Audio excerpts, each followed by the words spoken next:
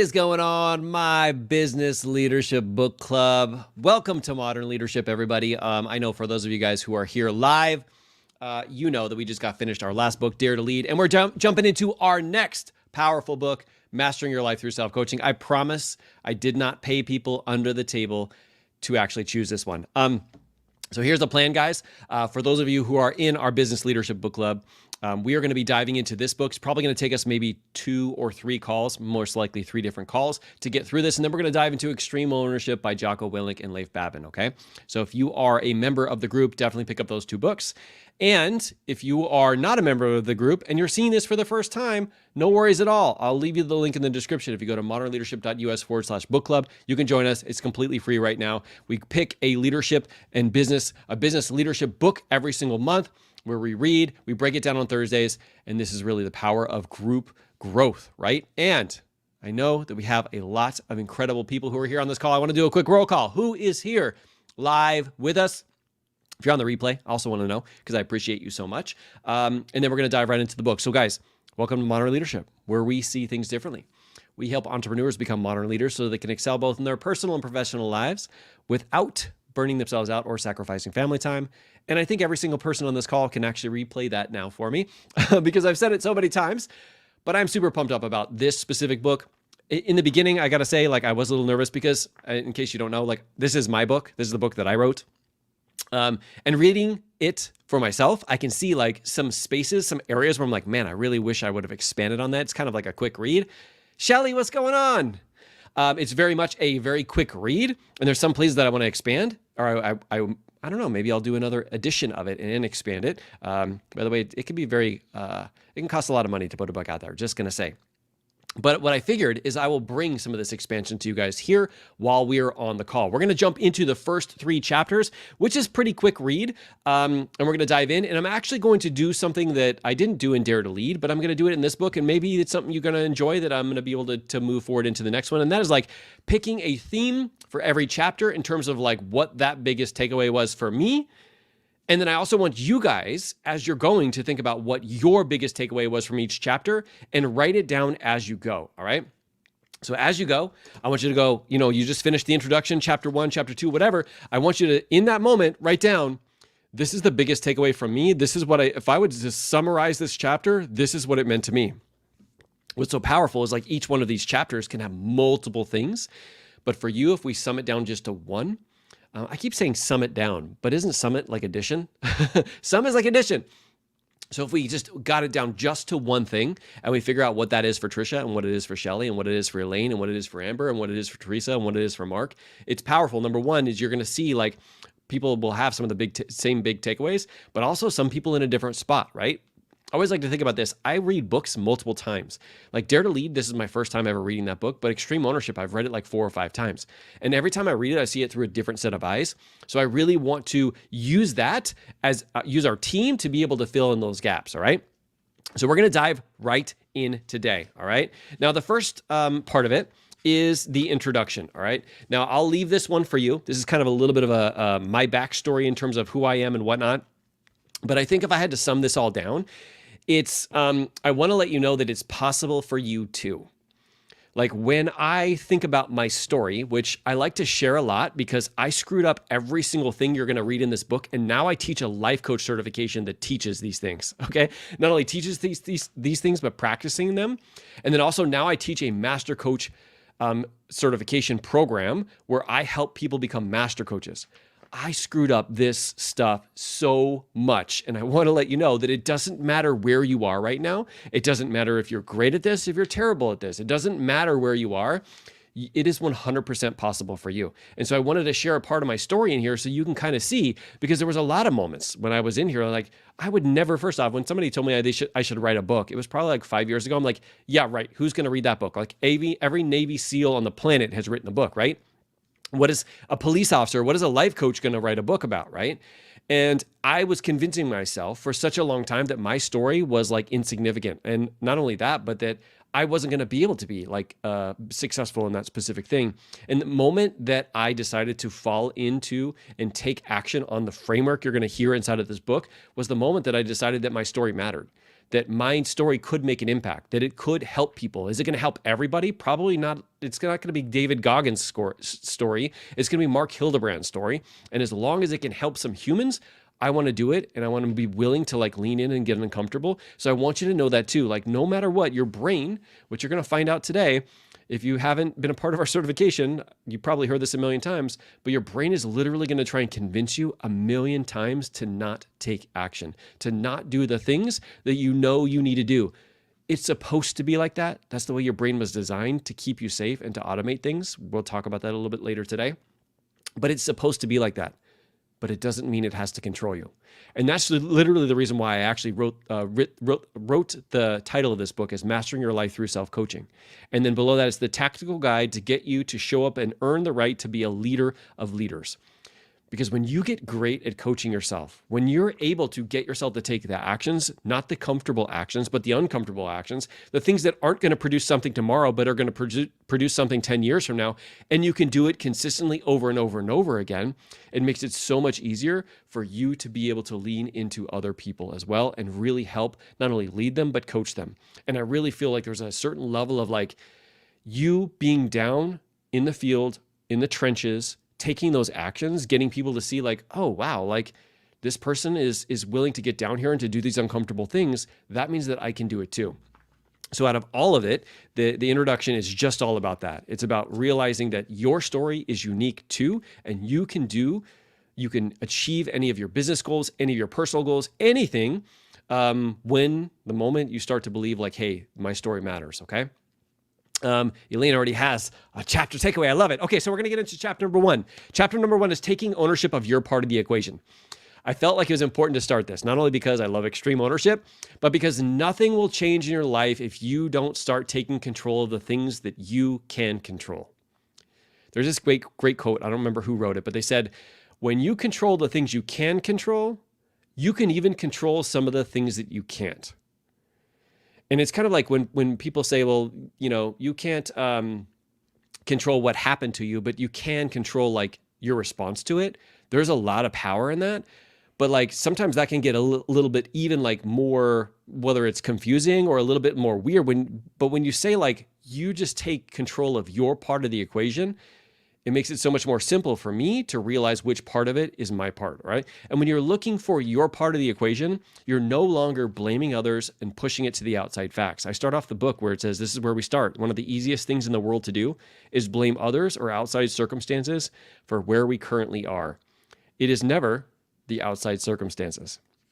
I remember hearing this story like early on about Oprah Winfrey. I'm sure everybody here knows who Oprah is. If you haven't, and you're like super young or whatever, like you should go do some research into her. But if you looked at her life and how she started out, like back when she was first born, through all the struggles that she went through, on paper, you never think that she would be the type of person who would reach the level of success that she has today. But what she did was take ownership of her part of the equation.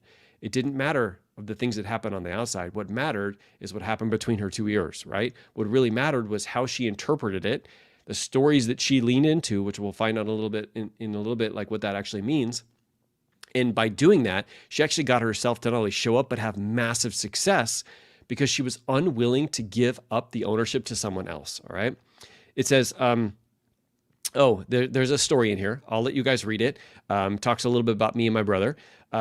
But it talks also about this. I heard this like story. It was like I forget. It was like an Indian chief, and his son was asking him questions like, "Hey, like you have on one side you have like the wolf who's like really nice and caring and appreciates people, and on the other side you have like the selfish wolf, the one who's like gets angry and frustrated and whatever, and all the negative feelings that people would say." And the son was like, "Well, which one is the one that's going to win, right? Because they're at a battle." And the chief was like, "Well, whichever one you feed," right?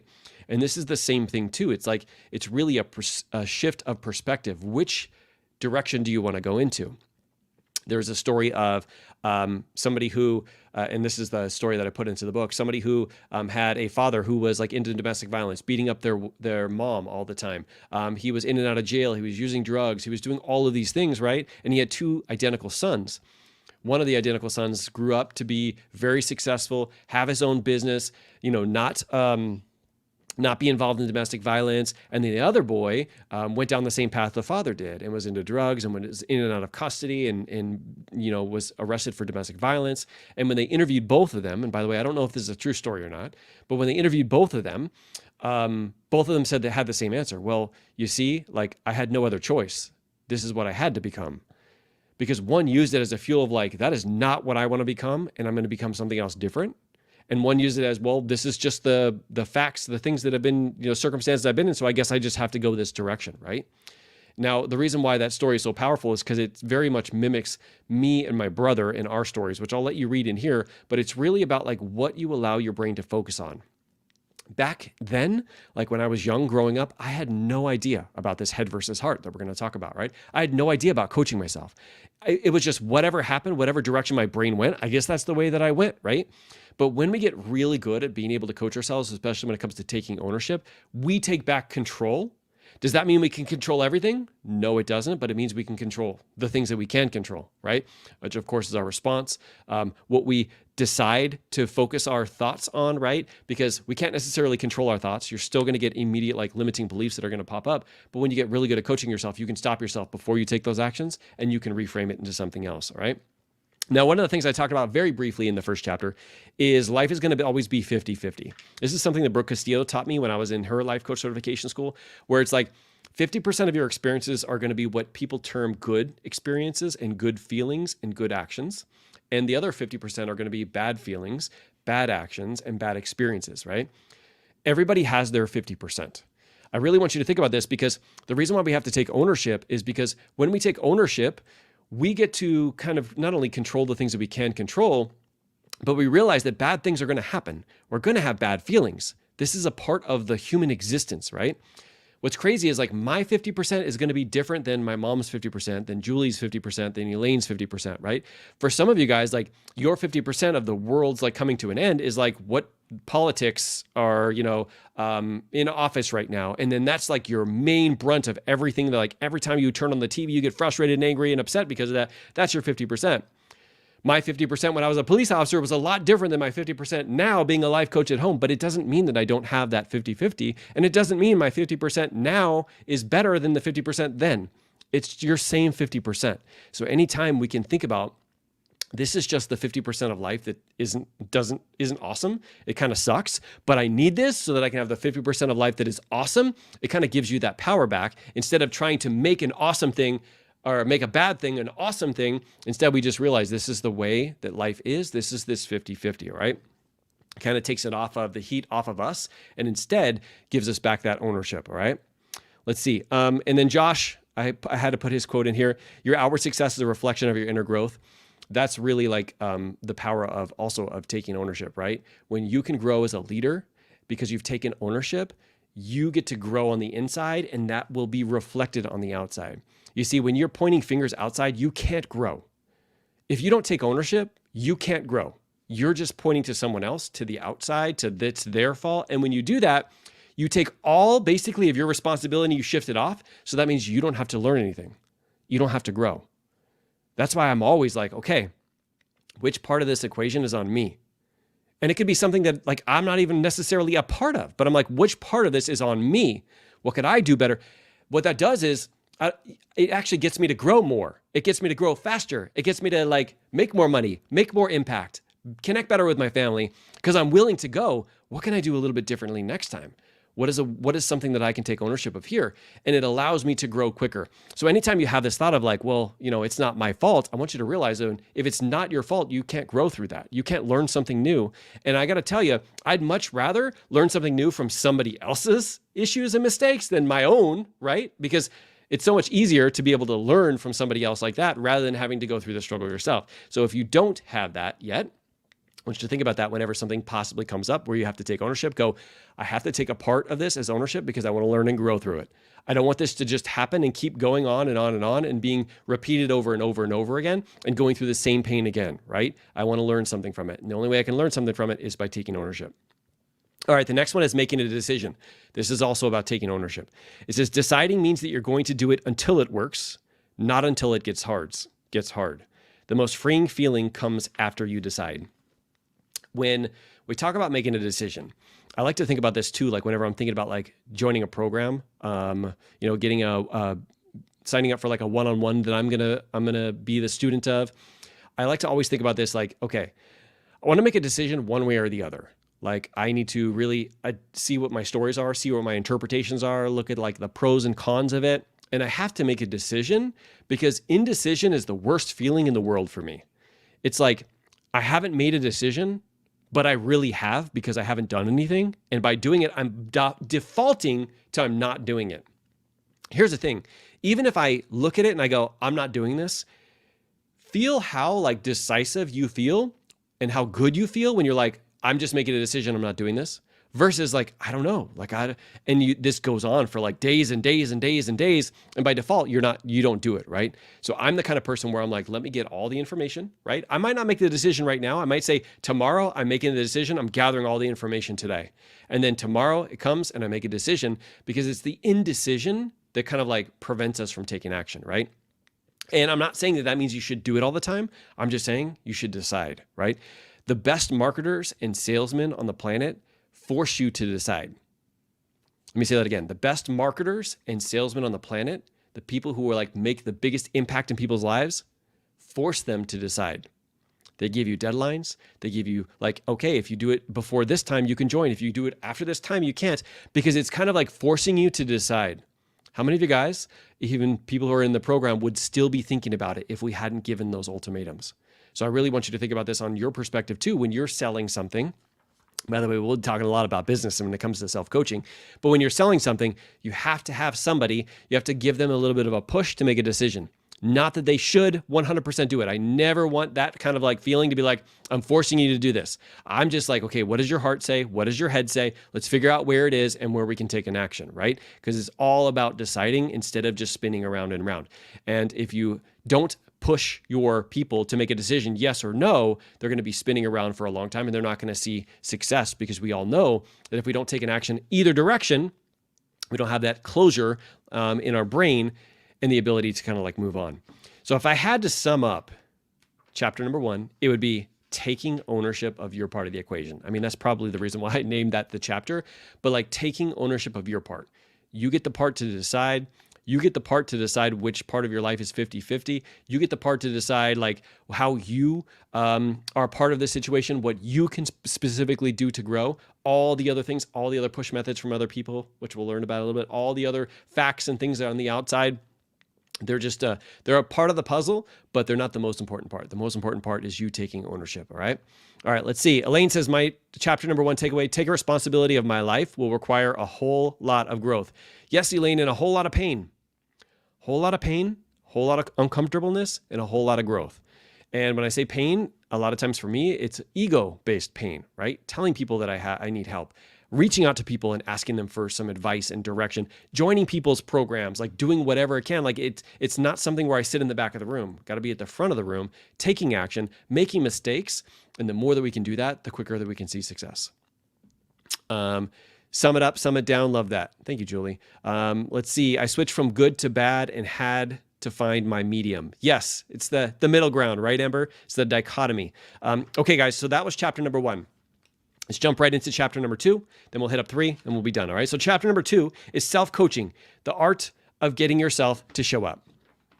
Elaine says lots of discomfort and pain, not the physical kind. No, it definitely doesn't. It doesn't need to be the physical kind if you don't want, especially if it's not related to health and fitness. But of course, if you're talking about health and fitness, it's probably some discomfort when it comes to health and fitness. All right. So this part is art of getting yourself to show up. Really, I talked about in the beginning, like the job of your brain. There's really 2 primary functions of it. The first function of your brain, and the reason why this is important is because when you understand this, you can take it more perspective of like, oh, this is what my brain is trying to do just to keep me safe or just to help me automate things, right? When you have that understanding, it's that whole awareness piece, then you can take control of all the self-coaching strategy I'm going to give you in a little bit, okay? So a couple things that it does. Number 1 is it automates things. So one of the things that I like to talk about is like, if you had to think about every single time you had to walk, every single time you had to pour water, every single time you had to chew, every single time you had to go live on Facebook, like it would literally be all consuming. Like think about brushing your teeth, okay? So if you were like, okay, I've got to take the toothpaste, I've got to take the toothbrush, I got to put it, okay, then go up and then down and then, oh, the circle. The dentist said circle. So circle, and then a circle. And you would literally be consumed by those things. You wouldn't be able to do and function in anything else. You'd be like literally brushing your teeth, walking to the bathroom, and then laying back down. And that would like totally be our lives. But the way our brain works is it goes in and it starts to capture some of these things, right? And it's like, hey, we brushed our teeth 37,000 times. Let's make it super easy so that the next 37,000 times we don't have to really think about it. And so you jump right into it, right? Driving. How many of you guys have gotten into your car and the next thing you do, you open your eyes and you're at work like 2 hours away and you're like, how did I get here, right? I hope I didn't hit anybody. And it's all because like it's automatic. Our brain kind of stores it. Now, this is great because we wouldn't be able to function without it. But also this can actually deter us and get us off track, because what happens when, like, let's say a limiting belief or something gets put into our system where it's like we do those things automatically and we don't want to do them automatically. We're like, we don't want to think this thought over and over and over again. We don't want to take these actions over and over and over again. That's when we can kind of like run into problems, right? I think of this as like a hard drive and it's like writing all that storage on there. And some of that's like, hey, we got to delete those other sectors and we got to fix it all out, right? And really, life coaching is the ability of getting to do that. So that's the first part. It's there to help automate things for you, right? It stores things in there. The second thing is it helps keep us safe, all right? Ever since, olden times, we had to stay safe, right? We didn't want to go out in the prairie and be eaten by a saber-toothed tiger or run out into oncoming traffic. Like, our head is there to go, hey, take a step back. Like, this is a little bit too uncomfortable, right? And it's supposed to be there, and it is helpful from occasion, but it's not as helpful as it used to be. This is also why our head will get us to like talk us out of getting in front of people and having a conversation or talking or inviting people to join your team or doing all of those like uncomfortable business kind of like conversations, or even like Brene Brown, daring to lead, right? It's going to try and talk you out of that because it doesn't know like, well, if they don't agree with you, you're going to be thrown out of the tribe and you're not going to be able to survive on your own. So like, this is probably something you shouldn't do because we know that you're going to be safe if you just do what you've always done, right? And so what it does is it uses your past, your brain uses your past, all the things you've been able to do, the repetitions, emotional experiences that you had. And it's like, well, if we keep doing that, we're going to be fine and we're going to be safe. That's why anytime we do something new, anytime we get in front of people, anytime we do things that we're not comfortable with doing, right?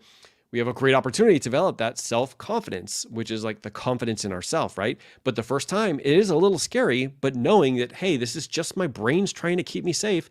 This is what it's designed to do. And also, like, I don't want to listen to it this time, right? Maybe when I was a police officer and I was running into buildings and stuff like that, that is a time that I need to listen to my brain, right? Actually, it's probably the opposite because I would be running towards it and not away from it, right? But you kind of get the point. It's like, if it's a real life danger, you want it to work, but 99 times out of 100 is like the smoke detector that goes off when you're like, trying to cook bacon or something and you're burning it. It's just like an indicator of like, hey, there's smoke in here. Like, you're not going to rush out and call 911. You're going to be like, okay, let me open some windows and get some like draft in here because it's just the smoke detector, right?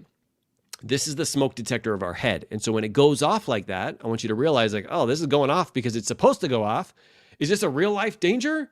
99% of the time, it's going to be like, no, it's not. And it's like, okay, based off of that, now I can make a different decision that's not in alignment with what my brain initially wanted me to do, right?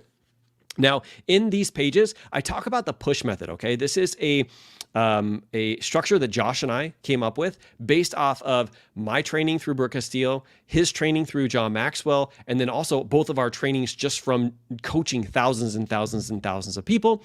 And a part of that is head versus heart, which is powerful. That's all Josh's. But this is kind of like an interconnected number of pieces that helps you to take ownership of your part of the equation. That's why that chapter was first. I wanted to set the stage of like, this is how you take control. You have to be willing to take control.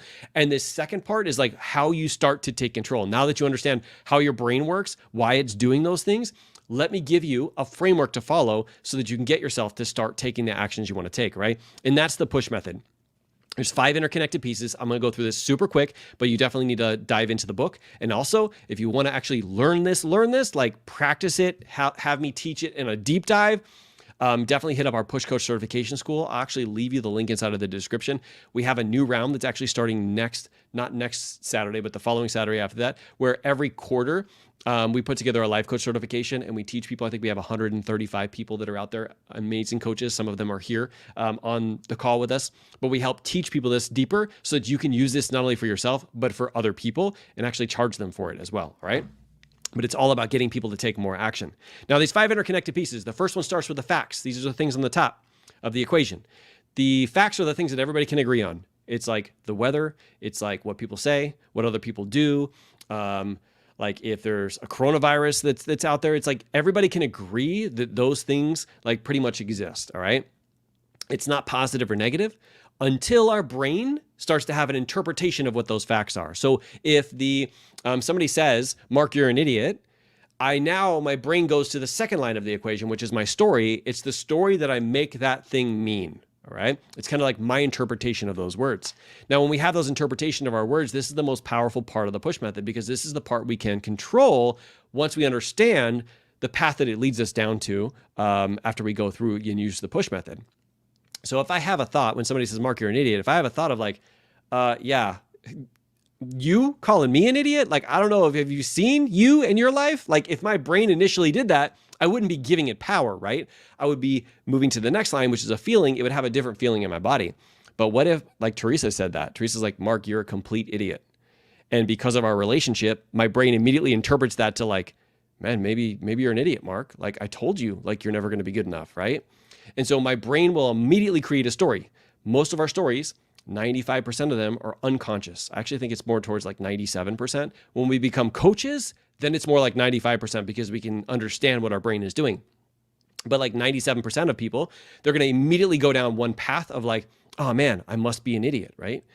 When you think that, which is the story, it gets you to the next line, which is a feeling. It creates a feeling in your body. So if Teresa told me that, and my story is like, man, I knew that I was never going to be good enough, I would probably feel something like unworthy or upset or frustrated or angry, right?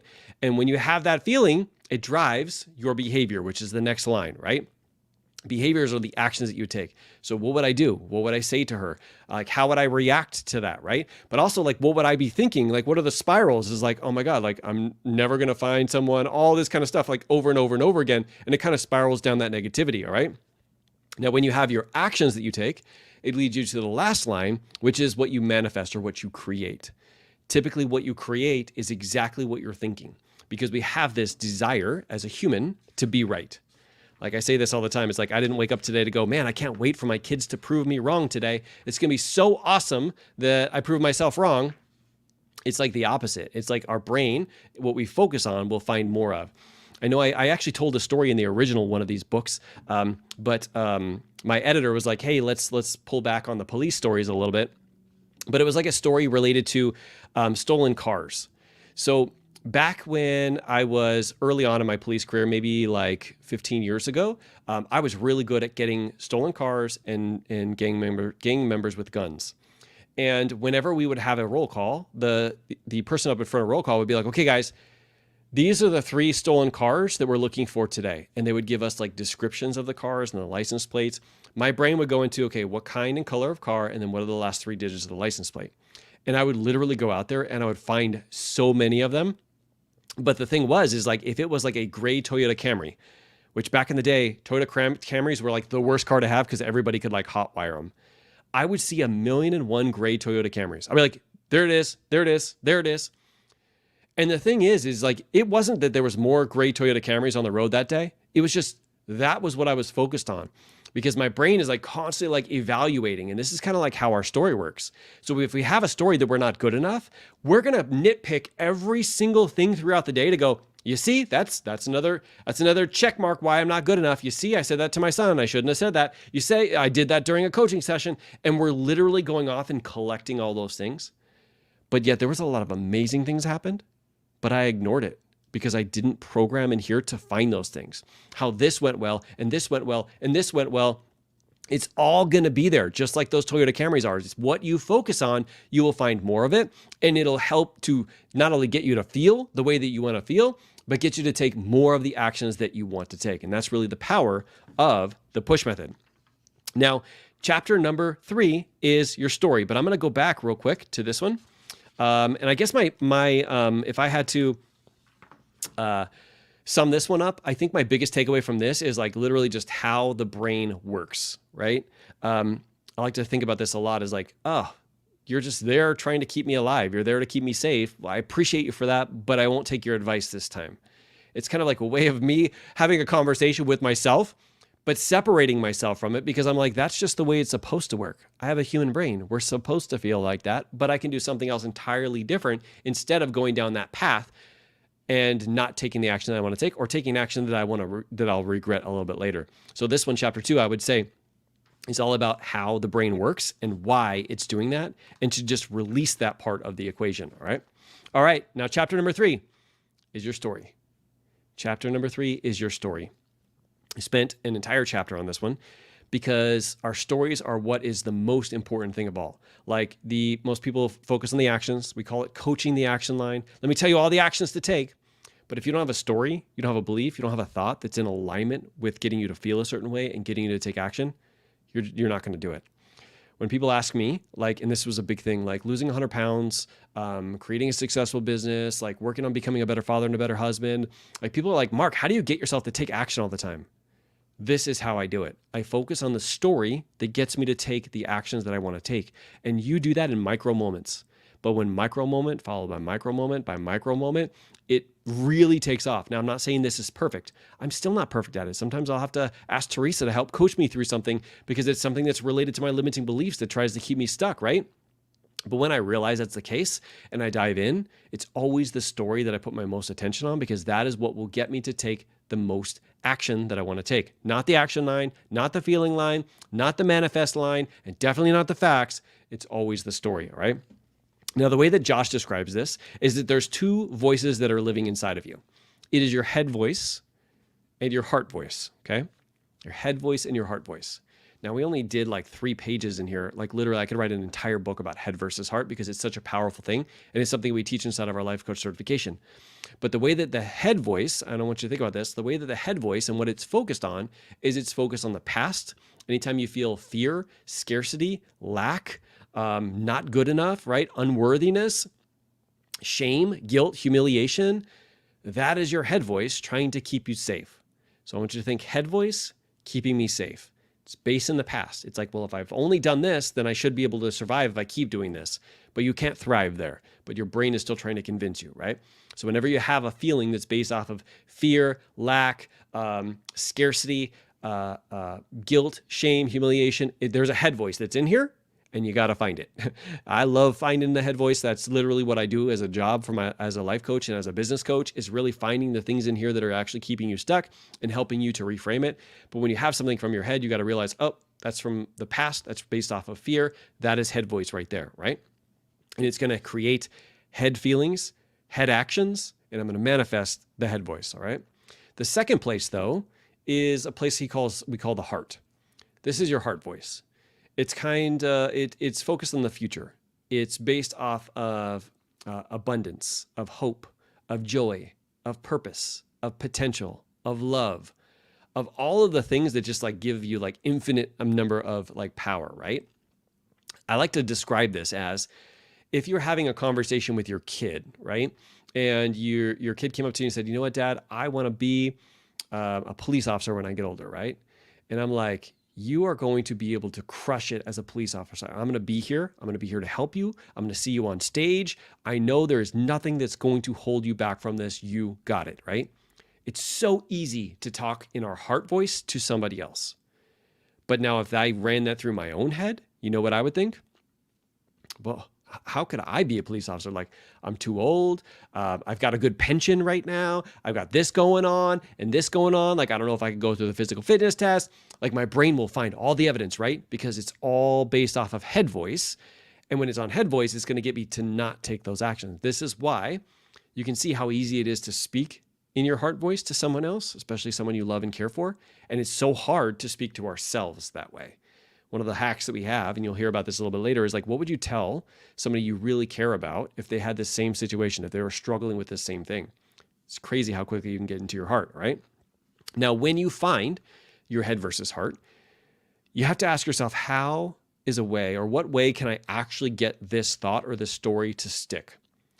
One of the ways that we do that is through affirmations. Now, not affirmations like how most people think of affirmations, which is like, I'm unbelievable, I'm unstoppable, which if those get you to actually feel something, go for it.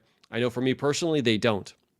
What I use for affirmations is I find stories, like heart stories, that I say that fuel me to really get after it. They really get me past my limiting beliefs and actually create something else entirely different in my body, right? Let me give you an example.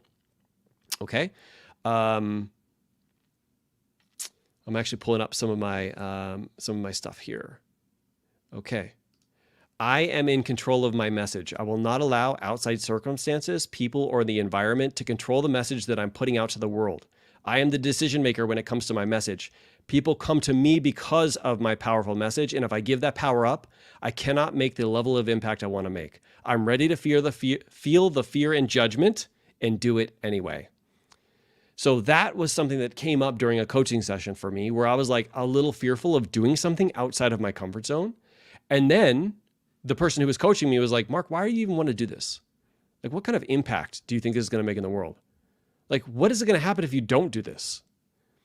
And when that person said that, I started to like have all of this. Well, this is why I'm doing it. This is why I'm taking these actions. This is why I want to make an impact in the world. And then when I thought that, it got me to feel so much more empowered of like, I'm going to do this because there's somebody out there who's struggling right now. I want you to think about this too. As a business owner, you have probably gone through a pain, a struggle, something that you are now able to teach to other people. And there's somebody out there who is the old version of you. They're still going through that right now.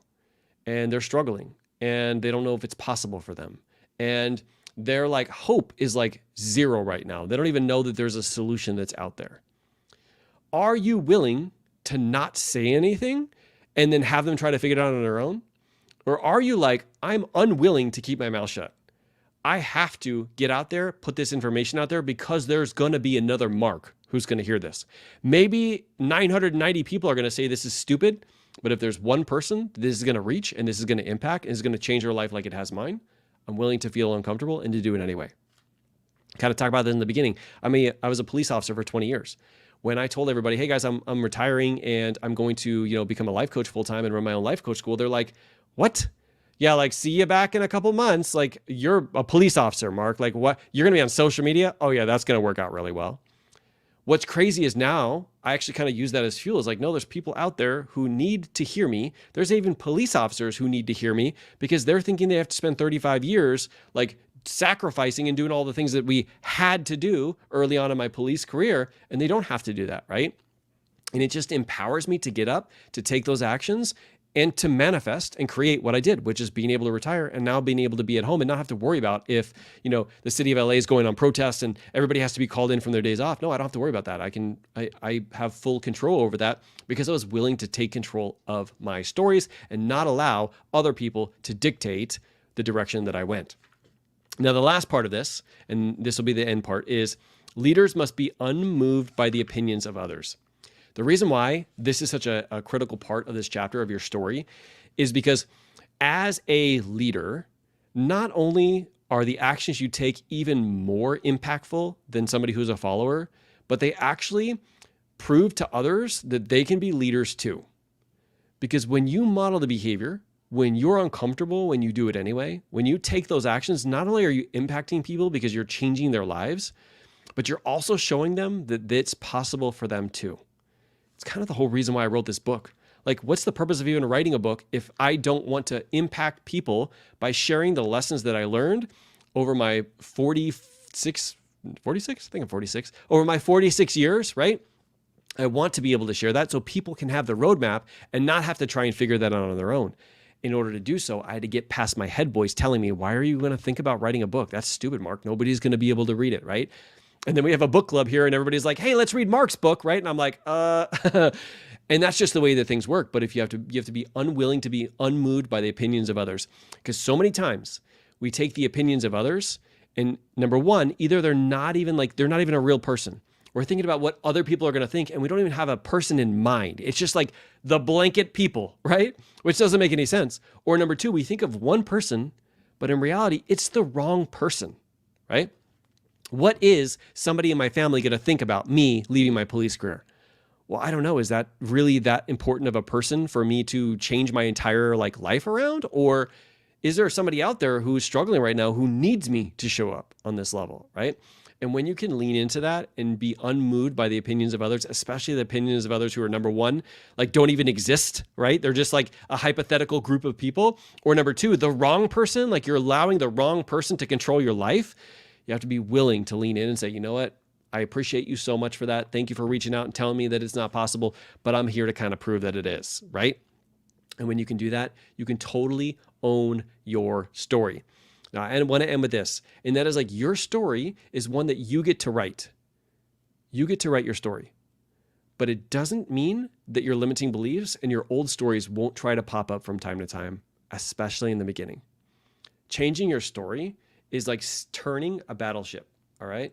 It's like getting it to go from this way to this way. It takes time. It takes incremental change, all right?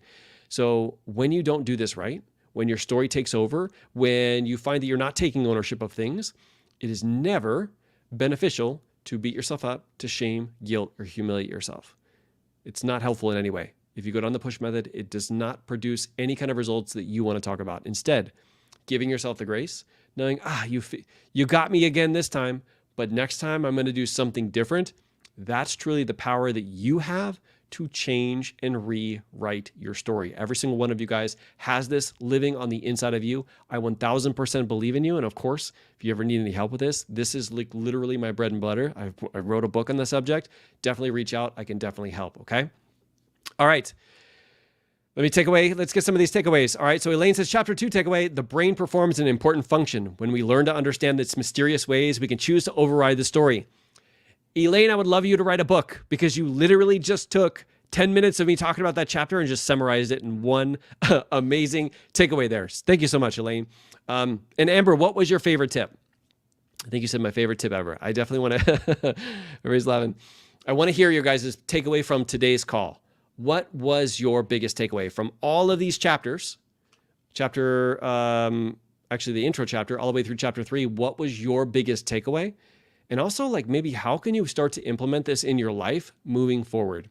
Like, I love reading books, guys, but if we're not sitting down and reflecting on it and seeing how it applies to us and how we're going to either schedule it in our day or figure out a time, like even just sitting down and writing out a few push methods on yourself when you understand it a little bit more is going to be super helpful. And yes, Amber, the road of shame.